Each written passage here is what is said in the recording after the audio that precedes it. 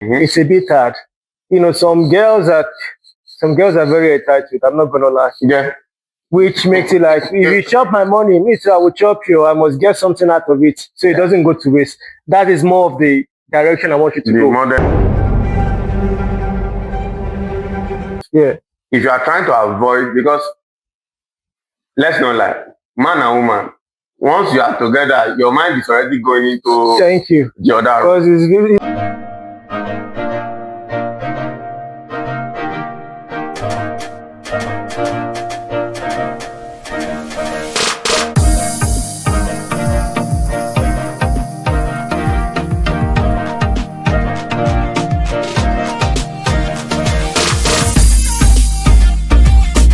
Agreed on discussion, yeah. Then the romance style. We started going out.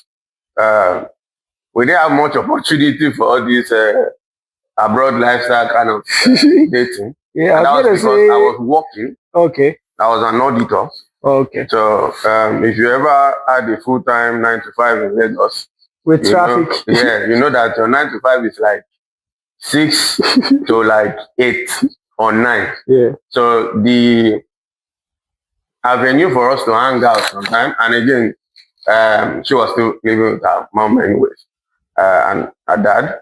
So when you have to request permission that you want to go hang out with man, you have to be very. Even as a adult, she still has to request. Obviously, it's Nigeria. It's Nigeria. It's like, you know, when someone like you sleep outside. You just say, "Mom, I'm going."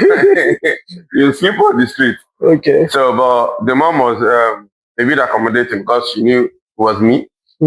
So I had to look for time between my own work schedule where we maybe meet up at the Keja, because that's where my office was. Okay. So you go see a movie, you go to shop, right, those kind of things.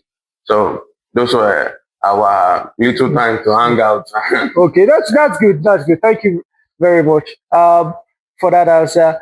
So still on dating. So as a Christian right now, dating someone, do you, before it moves forward and it gets serious, did you approach your shepherd, your leaders, or did you just go solo? Say no. Nah. So did you even see like about their style aligned or something? Now I don't knock people that do that. Right? I don't knock people that do that because there is space for that. Yeah. Especially if you are unsure about some things, and if you are lucky that the shepherd in your church and the police in your church are actually seeing from God. Lucky you. But the problem is, even there is an example of things like that in the Bible where someone can actually be getting revelation from God, and one day, the day you go, the person will be of the flesh and will give you message that is not of God. But they will not tell you.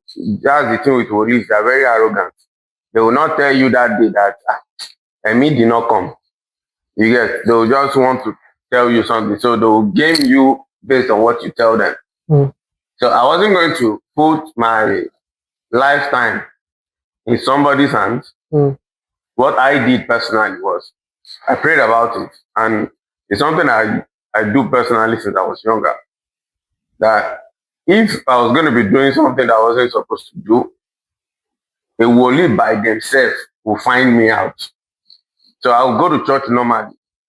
God will reveal it to the woli by themselves. I will not come and meet you that I want to date somebody or this one. So if there's problem with the person I'm dating, God will reveal it either to me in my dream, or one woli will see it and drag me out to church and tell me about it.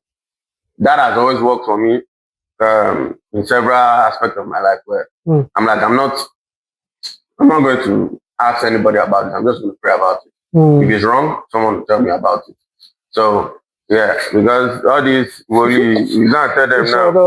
They start looking for it's difficult. And maybe another day I'll talk about some of this is shared with you. Maybe another episode we'll talk about that. Just finally on this dating, so we can move on to courting.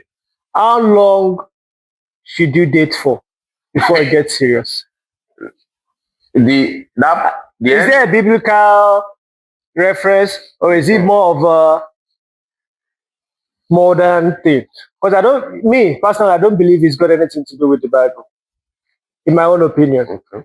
that's what I believe. Yeah. I feel like if you're attracted to someone, you're attracted to someone, but you need to be very careful that the person you're attracted to, first of all, is also attracted to you and have good intentions for you as well. Mhm. And it's sort of our spiritual journey must align with yours too. I feel like those are very important as well. But that is my opinion. I'm still young. I'm okay. At what age?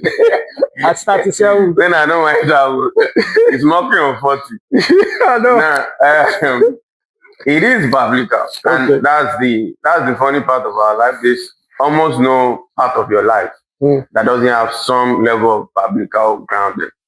Now, the end part of your question is, say, how long do you do before it becomes serious? Which is where the problem starts from. Yeah. I don't believe you should date anybody if it's not going to be serious from the get-go. Yes. Yeah. Which is the problem we have nowadays, where people are dating like a sport. Like, let's see and find out. Yeah, but now I agree. That is where I'm coming. Yeah. That is where the opening for fornication comes in. Let's try and find. No, we'll pen that. We're coming to that at some point. Pen that. What I'm trying to get at is more of like, when it comes to dating now, it's a bit hard. You know, some girls are very entitled. I'm not gonna lie. Yeah.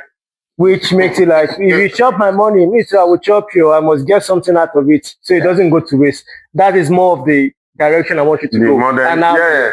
So for me, because my own is to tackle everything from the Bible. I know, no. Yeah, I was always weird that way. Yeah. But in a good way, like it turned out well for me. Yeah. Because if you are trying to use your personal knowledge to solve any problem, you're always going to run into additional issues. Yeah. And the reason why I said I had that kind of critical discussion in like week 2 of talking, like we are still even texting or something, was because I don't believe you should start dating anybody you cannot see yourself getting married to. Now, some new information can come up while things are going on that might change the perspective. That is a given. But whatever is attracting you to that person, I don't think you should be basing it over only physical attraction. I believe when you guys should start talking, about serious things and not what's your favorite color. What's your favorite thing? I support Man U. Do you support Man U? If you don't support it, you're not dating. So I believe you guys should start talking about the critical aspect of what your lifestyle is going to be. Yeah. Which is why the funny thing, people do it the opposite way. They start with the less important thing about where is your favorite restaurant? What's your favorite meal? So the thing is, I feel like you're pretty lucky that it worked out for you, and I'm happy for you. But for me, just listening to that, I feel like it's a bit full on for second week to say. But it shows that you're serious and you have good intention. It's a bit full on because it depends on. So that's why I said, if I had that discussion with any girl and she gets overwhelmed with it, you are not for me, because she would know the kind of person I am. I was a youth advisor for 3 parishes at the time. My Bible life or church life is full on, so I'm not ready to be babying you on what is your favorite color. But I need us to discuss the important things first. When we now finish the important things, as we're now going on, we're adding to that foundation. We can now be talking about your favorite food, your favorite restaurant, those ones. I don't even have favorite restaurants. So I'll go with yours. I'm not fit. No, if they sell to for me that I don't like to, I will eat it. I'm not fit. You get it? So that's why I went through that direction, because if you are also putting a touch of Bible knowledge into it, if you are trying to avoid, because let's not lie, man and woman, once you are together, your mind is already going into the other room. Because now, it's a physical thing. The way you can avoid your mind going there too much is that you guys start talking about where is this thing going to. But if the other room is your your primary reason for attraction, Yeah. then there's a problem. Okay. You get? Yeah. So what I think people should be doing Yeah. is, if you don't see yourself getting married to this person, Yeah. I don't think you should be dating the person, because the question is, what are you dating the person for? That the person will do surgery tomorrow and change to a different person or something. Yeah. So, which is one funny thing that women mostly run into. Yeah. Is they will see a guy with a certain behavior and they will intentionally date him with the hope that they are going to change him in future, and everyone will be like, there's a study to that, but like this maternal kind of I don't study that. So for men, it's always like, didn't you see all this? But we spoke about it. You told me. I'm like, man, I know guys that have gone to mosques with girls just to act like that, converting to religion. So the reason I said I didn't really know the biblical route is because anytime I think of the Bible, I cannot think of one story that is romantic at all. There's no Romeo and Juliet, not even a simple Shakespeare story like that I can remember. I don't know the Bible from head to toe. I cannot remember everything. But that's why I think where the problem is.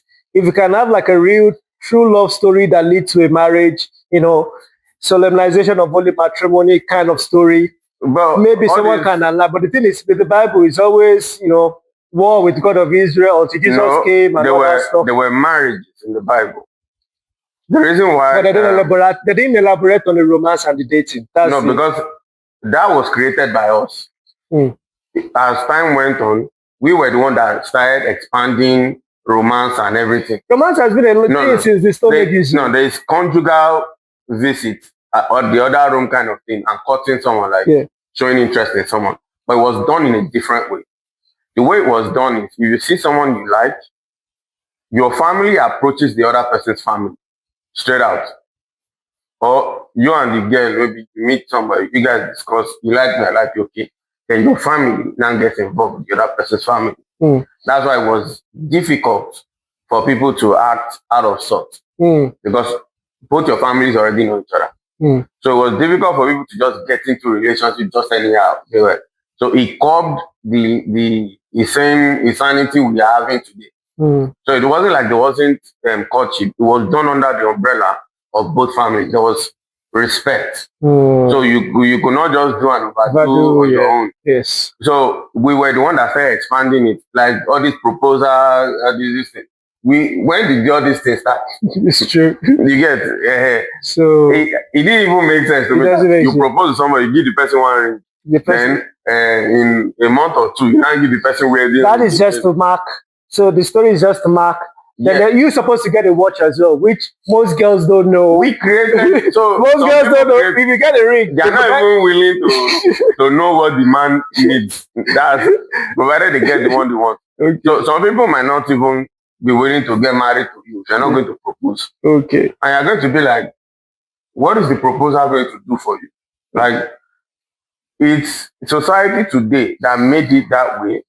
That we have now expanded the parameters of what dating should look like, and now it's now looking like more of a stress than something that should be you guys getting to know each other properly. You have to mark maybe 1 year anniversary of dating. So if we even do, we've got we've spoken for almost 30 minutes now. We've got like 2 minutes left. Okay, so if you're doing it the right way, because we're going to go into courting, we'll pause this one. Before we go into courting, if you're not doing it the right way, what is the length for dating? 1 month, 2 months, 1 week, 2 weeks, in your opinion? So, I don't think, like I said, unless you have a Bible, there's no fixed time frame. Do you have a biblical reference to that goes No. So there's no fixed time frame. Provided, like I said, the two of you are doing it in a way where both families are aware. It creates that understanding. When does the family get aware? Isn't it when you start courting? It won't be from dating. Now, we invented dating. Before, it used to be, I saw someone I like, I approach you, provided you show interest in me, our families get involved. It's not like they are exchanging dowry at the time. But my family is aware that I'm courting such and such from that other family. That other family knows that their daughter is being courted by this family. They are just waiting for the official thing. Because the moment that is involved, it gives you people this sense of responsibility. Now, what's the time frame before marriage? There could be other, because now we have people going to school. Yeah. Like my own wife had to travel to Oh, Australia. yes. So let's wrap it up for you. We have 30 seconds. I believe as soon as you can. As soon as you can, okay. Because I don't think there's a line as well. Thank you very much for listening. We're going to jump into cutting now. So we will see you in a jiffy. Yeah, we'll see you very soon. Very soon. Bye. God bless. Take care. Okay. Sweet.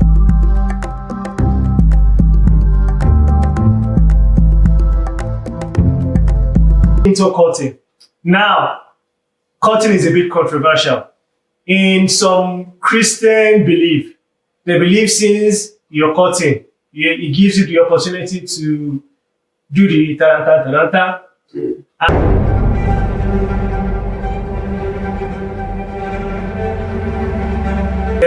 There's stories of some evil men of God that cannot do the do.